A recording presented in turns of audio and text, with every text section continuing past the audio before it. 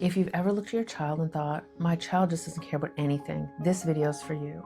Not because you're judging them, not because you're angry, but because you're confused and tired, and maybe a little scared about what this means for their future. Because when nothing seems to matter to your child, not consequences, not rewards, not relationships, not achievements, it can start to feel like you're parenting into a black hole. And by the end of this video, you're going to understand something that many parents never hear explained. What looks like indifference is often not indifference at all. It's a nervous system protecting itself. And once you understand that difference, you stop escalating in ways that accidentally make everything so much worse.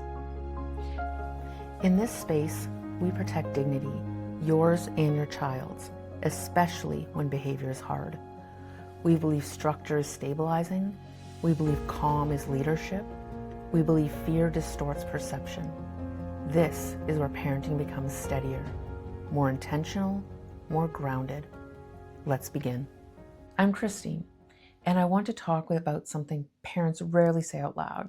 Parenting a child who appears indifferent can be one of the most unrewarding experiences a human being can have. And that matters more than most people realize. I'm going to explain to you why. Because human beings are wired for response. Human relationships are built on feedback. We interact with other people and we receive something in return. A smile, a laugh, a hug, a thank you, even something as small as eye contact. But when we parent young children, that feedback loop is really strong. They look at us, they light up when we enter the room, they imitate us, they reach for us when they're scared, they laugh at things that we say, and those responses reinforce the relationship. It's what makes parenting feel meaningful. But when that feedback loop disappears for long stretches of time, something begins to happen inside of the parent. The relationship doesn't just feel difficult, it starts to feel draining, one-sided, emotionally empty. You begin questioning yourself. Am I doing something wrong? Is this my fault? Am I failing in some way that other parents aren't? And then you look around. You see your friend taking their daughter out to buy a dress for a school dance. You see graduation photos online, driver's licenses, sports games, college acceptance posts, all the normal things about raising children. You hear parents say things like, my son thanked me for helping them study. And that's when something heavy can settle inside of you, because when those moments are not happening inside of your house, you may not have gone out for dinner with your child in months, maybe even never. You may never have had a relaxed shopping trip together. You may not have had a shared laugh or a proud milestone moment in a long time. Your child may feel flat, disconnected, uninterested. That doesn't just hurt, it chips away at your confidence as a parent, and it quietly feeds the fear that everyone else knows how to do something you don't. If you've ever felt that, I want you to hear this very clearly. Parenting an unrewarding child is exhausting in a way most people cannot understand, and that experience deserves to be acknowledged. But here's where many parents misunderstand what they are seeing, because when a child looks like they don't care about anything, the natural instinct is to push harder, to demand more effort, more responsibility, more reaction from them, more visible emotion. And that instinct, although completely understandable, often backfires. Because what looks like indifference is usually something very different happening inside of that child's nervous system. When a child appears not to care about consequences, rewards, relationship, or achievement, it rarely means they lack feelings. More often, it means caring feels unsafe. Caring can feel overwhelming. It can feel pointless. If you grow up in an environment where there's so much trauma, hope starts to feel dangerous. If you invest in something and it disappears, that hurts. If you attach to someone and that relationship becomes unpredictable, that hurts. If you try and fail publicly, that hurts. Over time, the child's nervous system learns a very simple survival strategy: lower the investment, lower the expectation, lower the emotional exposure. Instead of risking disappointment, the child flattens, numbs, and disengages. Your child numbs, flattens, disengages, not because they lack conscience, but because caring costs so much. Let me tell you about a girl I worked with in a group home. She did not like me. She did not smile at me. She did not talk much, but she also never caused trouble. She followed every rule perfectly. No explosions, no defiance, no drama. And because she wasn't disruptive, she didn't receive a lot of attention. The loud kids got the focus. The aggressive kids got the interventions. She stayed quiet and was very compliant. She was kind of invisible in a way. From the outside, it looked like she didn't care. One day I said something very simple to her. I just want you to know that I see you. I see that you follow the rules, and I also see that you're hurting. I know you don't get much attention because you're not acting out, but I know you're not okay. And she broke.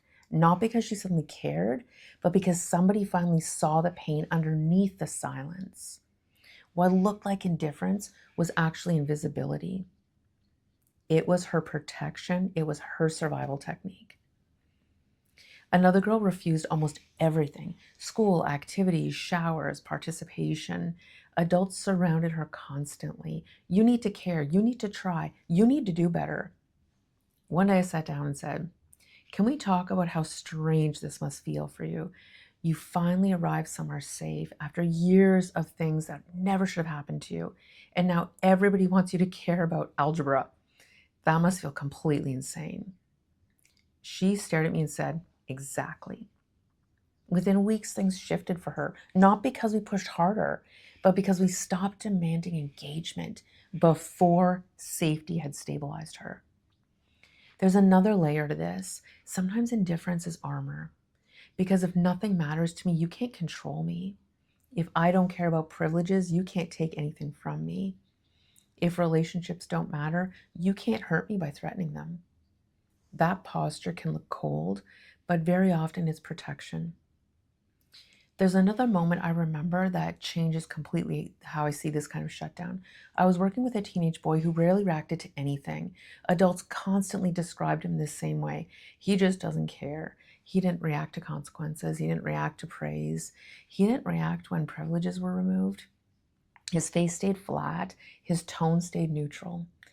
It made the adults feel helpless. One day, something small happened.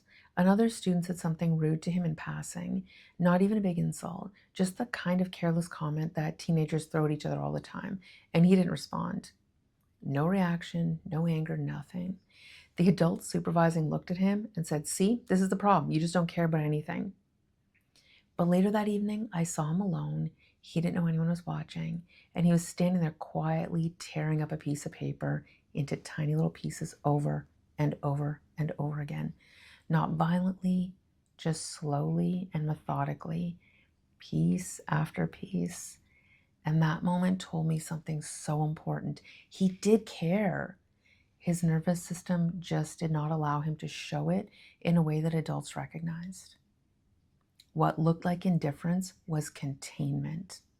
His nervous system had learned that showing reaction wasn't safe, so the feelings had to go somewhere quieter. That moment still stays with me because it reminds me that the absence of visible emotion is not the absence of feeling. Sometimes it's a nervous system protecting itself from exposure. When you start seeing shutdown this way, something will shift inside of you as a parent.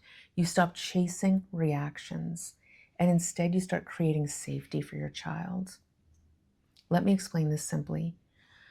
When a nervous system experiences prolonged stress, it cannot stay in fight mode forever. Eventually, it drops into freeze. Energy lowers, facial expressions flatten, voice tones dull, and motivation disappears. It looks like apathy, but it's actually the nervous system conserving energy. You cannot reason someone out of freeze. You can't motivate them out of this shutdown mode. First, you have to lower the threat. Empathy regulates emotion, and structure regulates nervous systems. Both are required. If this is describing your child, by the way, tell me in the comments. I do read them. So when you see shutdown, the goal is not intensity, it's safety, low pressure, lower emotional demands. Stop requiring visible remorse in order to believe something registered with the child. Sometimes the shift shows up 3 days later. Sometimes it shows up as slightly more eye contact, or the explosions shorten. Those are the signals that we're looking for. Subtle changes in regulation, not dramatic emotional breakthroughs. Sometimes the most powerful sentence you can say is simply, it seems like none of this feels important right now. I wonder if caring about it feels hard. not accusing the child, not demanding, just noticing. When nothing seems to matter to your child, discipline starts to feel like rejection, and rejection hurts us, especially when you've been pouring yourself into somebody who gives very little back. That pain is real, but it does not mean your child is unreachable. It means their nervous system is tired. There's one more thing I want to say here, because this question sits quietly on a lot of parents' minds. Parents often wonder, if my child doesn't care right now, does anything I'm doing even matter? And the honest answer is that we don't always know what the future will look like for the child that we're raising. Some children make remarkable progress. Some make partial progress. Some continue to struggle into adulthood. That uncertainty is one of the hardest parts of this work. But what we do know is this: when you focus on connection through structure, dignity, and respect, you are creating the conditions that make progress possible. You are showing your child what regulated and healthy family relationships look like. You're showing them that relationships can exist without humiliation, without power struggles, without emotional chaos, even if they can't receive that fully right now. Their nervous system is still experiencing it, and that matters.